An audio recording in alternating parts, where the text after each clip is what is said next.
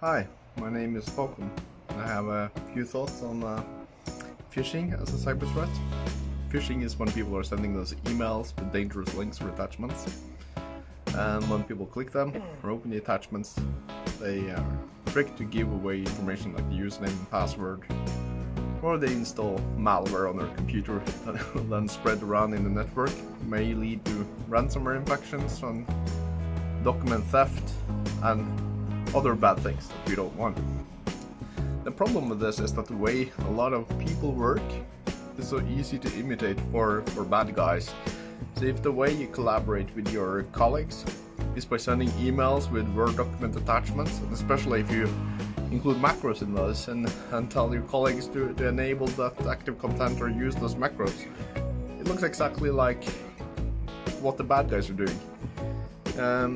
So if the bad guy is then doing exactly the same thing and they use an email address that looks very similar to yours or from a supplier or something, it's very easy to fall for this, and this is why it's so effective for the attackers to use this to infect computers and smartphones.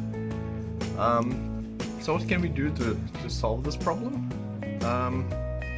We should try to make workflows that are very hard to mimic for the bad guys, because then when we receive an email with an attachment like that, it wouldn't feel like a normal part of the workday. It would feel like something exceptional, something strange, something to react to.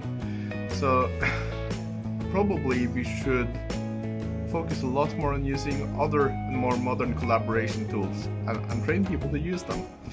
So for example, if you have OneDrive for Business or Microsoft 365, Office 365, learn to use the sharing features in there and use Slack or Teams or Google Chat or tools like that to collaborate internally instead of sending emails back and forth all the time.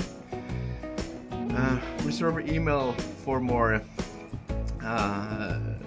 messages that require longer content that is meant to be read like that. Instead of the day-to-day work, it will take down the typical I receive an email, I need to respond immediately, like learned natural response to the whole thing, and that will help a lot in stopping those phishing attacks. And of course there are also technical things you can do. You should be using a password manager like 1Password or LastPass or similar things. And you should definitely be using two-factor authentication on all your accounts. And you should keep your computer up to date and all of that. But I think if we do focus on making it very hard to mimic our workflows for the bad guys, the success rate of phishing attacks will go down a lot.